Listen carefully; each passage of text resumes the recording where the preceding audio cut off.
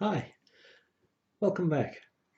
I expect you saw the last video and I hope you gained a considerable improvement in your mental state. Um, this video is a follow-on from the last video.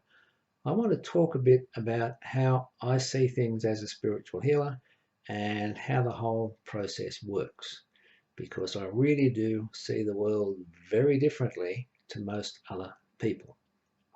Okay, first thing, I think people are spiritual beings who come to live in and through a physical body.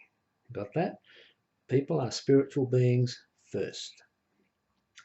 Most people see it the other way around. Most people think they are the physical body and perhaps they have a soul somewhere, not sure where, but with a bit of luck I have one and it'll keep going after my body dies. But their primary focus is their physical body and the material stuff around them. Now, I've got a bit of an advantage on this because I have like a radar set in my head. I can see a lot of things that other people don't see. I don't see it with my physical eyes. I see it with like a TV set or a radar screen. I turn it on, turn it off.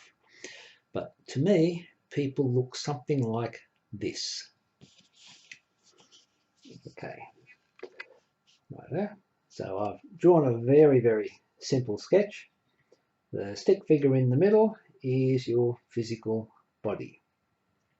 The first layer around that is your emotional body, sometimes called your subconscious, and the outer ring would be the area that corresponds to your mental body.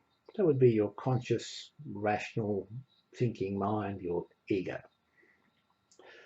Now, there's lots of different twists that come and go with this. All of the physical things that you think of, so your accidents, your illnesses, your repairs, nutrition, toxins, parasites, all of those things that you associate with being sick happen largely in that physical area. There are a few overlaps, like if you get into drugs that alter your state of consciousness, yeah, they can affect the energy levels a bit. And it goes the other way too, much more so. So if you are a very revved up, ambitious, stressy kind of person, you can put a lot of strain on your physical body. Quite literally, you can kick it into panic mode just by how you think, and that will change a lot of stuff. I might save more details on that for a future video. Right now, just imagine that that little ring comes with you when you're physically born. So that the little soul, those energy patterns of the emotional and mental body, they exist somewhere before you were born. They hook up with your body around about the time you were born. They bring with them a whole pile of, I suppose, your complete personality. They'll bring with you a sense of who you are, your abilities, your interests, your hang-ups, and more importantly, they bring with them something like a life plan. Now, it exists at that stage like little energy seeds. It's probably the best way I can describe it. But when the physical body meets the right kind of conditions, these seeds will sprout. You'd probably recognize that as you're stumbling along through life. You see something, you recognize something, and all of a sudden back here in here goes, bing, hey, that's me. I want a piece of the action. Okay? Same sort of thing happens when you meet certain other key people. You meet someone, like maybe your future spouse, partner, and something back here or in here goes, ding, I really like them. I've got to get to know them a whole lot more. Okay? So these are little bits and pieces of your life plan. Things like your likely occupations and your special interests, they're all part of it. Okay? So you've turned up, you've got your little life plan, you've got your soul, it's now packing out a baby's body. The body grows, it's exposed to the parents, to circumstances, There's always a little bit of interaction, maybe even tussle sometimes here, between the interests and your soul and what you want to do and the social constraints that are put on you. Nevertheless, we all manage to make it through life somehow. As we go, we accumulate experiences. Now, the experiences, well, they might be good, they might be bad, they can be all sorts of things, but they all have an effect on us. So during our life, these experiences, they will change how we think, they'll change how we feel, they will change what we do and how we do it and who we hang out with. And we are adapting, living kind of beings, and we sort of make it up as we go, or at least we think we're making it up as we go. All of these experiences leave imprints or impressions on those little energy bodies that I just drew for you. And when your physical body dies, like you've simply run out of life force and your body is rotten, you leave it. Your soul says, okay, bye. And it takes all these experiences and it moves on. It goes back to that spirit world, wherever it came from. This opens up all sorts of possibilities about karma and reincarnation, and I'll get to them eventually. But right now, just go with me, will you? You are a spiritual being. You come and live in a physical body. You bring with you a plan, a personality. You live it out the best you can. And when you physically die, you move out and back to spirit land. Now, there's one other related idea that I think is pretty important, and I hope you can sort of buy into the idea. Just think about it, it might grow on you. I think that at a spiritual level, like before you were born, you and all the other people that you know as significant people in this life, you sort of know each other. You're a bit like actors in an amateur theatre group or something. And this life is a bit like one of the stage plays that you put on. So you all take different roles, you all bring your own personality, you all agree to sort of recognise each other and bounce off each other. And everything is organised so that each of you can get the experiences that you need to grow, to develop as a conscious being. Okay, now, if you buy into this idea, it says that anything that happens to you now, it's not a complete accident. I mean, it is somehow part of this life plan. It is somehow connected to things you have been doing, are doing, and this is something that you have to deal with. Now, from a therapy angle, this means I don't believe there are very many accidents. I can't totally prove it to you, but I don't think there are. Anything that happens, it's part of your life plan, and there is absolutely no point in playing the victim. Like, poor me, why did all these bad things happen to me when I'm a good person? No, I don't buy into that. I don't buy the whole victim thing. I don't buy the whole angry thing, I've got to get revenge either. I can understand people feeling bad and angry when they get frustrated and things don't work and all these unexpected things happen and they seem to be losing stuff or not getting what they worked for. I can understand angry, but hanging on to it is one of the things that'll kill you. It'll lead to you wanting to get revenge, and all of this goes in a bad spiral pretty quickly.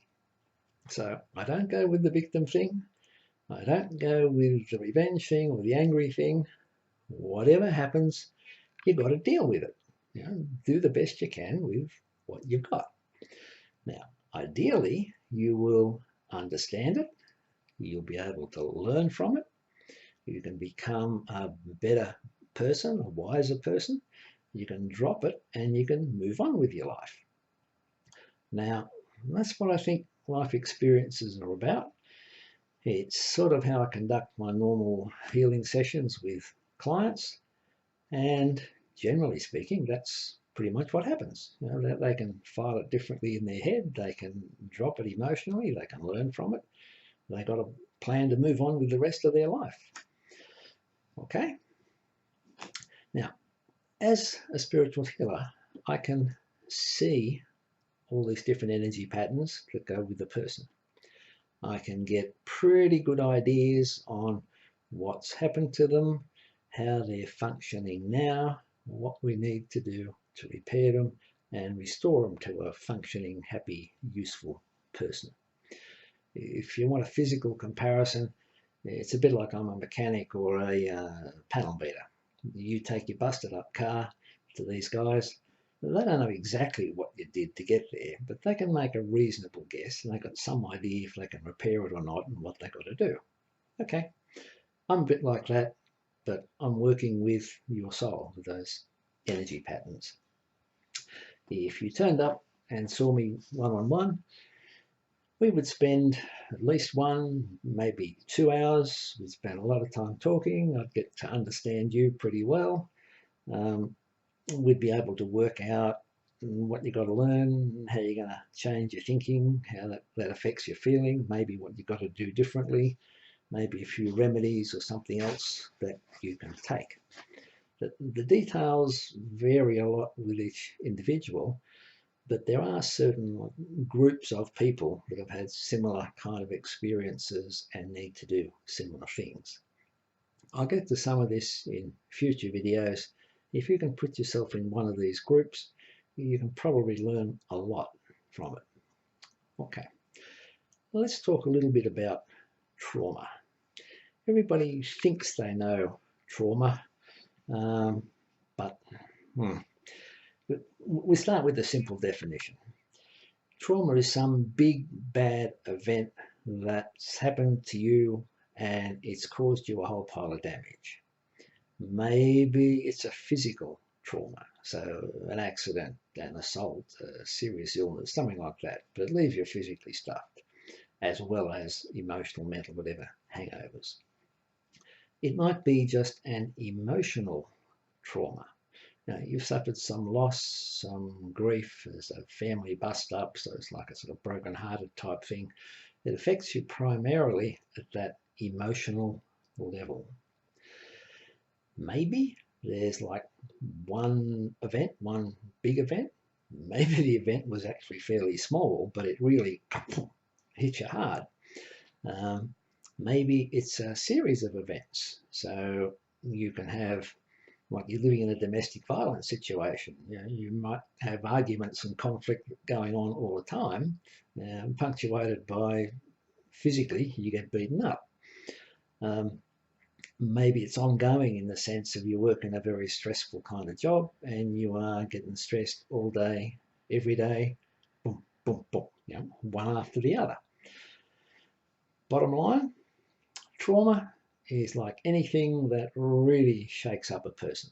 It changes how they think and how they think about themselves, how they think about the world, how the world functions and how they can relate in the world. It changes how they feel and it changes what they do. Maybe these are small changes and they can limp along. Maybe there's huge changes and it's like a complete breakdown where they just can't function in society anymore. They can't hold down a job, they're not much use to their family, everything turns to blah. Okay. Basically, the bigger the trauma, the worse the impact that I can see in the person's energy bodies, and the bigger the impact on how they think and how they feel and how they function. From where I sit and see the world a bit differently, the most important step in repairing a person's emotions and restoring their sanity is nearly always this healing process. It's like I did for you in video 1, and of course you can go back and do it anytime you like, as often as you like. Just to explain how that works in a little bit more detail, I plug into God. I get into my meditation space, my prayer space, my trance state. You call it whatever you like. I'm just in there and doing it. But essentially, I plug into God and say, okay, God, can you heal these people? A lot of energy flows through me. It's like, vroom, vroom. It sets up like a field around my client when I'm here with one. And in that energy field, you get a team of little healing angels will turn up. I mean, I see it symbolically in here, that's why I call them little, but they're not really little. They will turn up, they will repair the client's energy fields. To me, it seems a little bit like a team of surgeons or something working on a body. But they will go to work, they will repair the energy patterns. When they finish, I wake up, I wake the client up, we have a short chat about how they feel compared to before and after, and if they experience anything unusual they want to talk about. Things vary a bit from client to client, but that's the basic pattern. Now, the client's experience, like your experience, hopefully, somewhere in video 1, they vary a bit from person to person, but there are always common things that happen. Head-wise, it empties out. The thoughts slow down, the big bad memories shrink. I mean, the structure of them literally like shrinks in your head.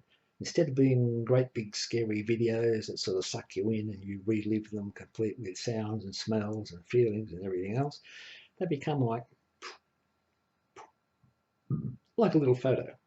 And maybe they get stored in that filing cabinet at the back of your head or somewhere with the old things you don't look at much. That sort of stuff typically happens. Emotionally, things calm right down. Things that were scary, not so scary anymore. Things that were really sad and made you cry, they're just, and you can cope with them, no big deal.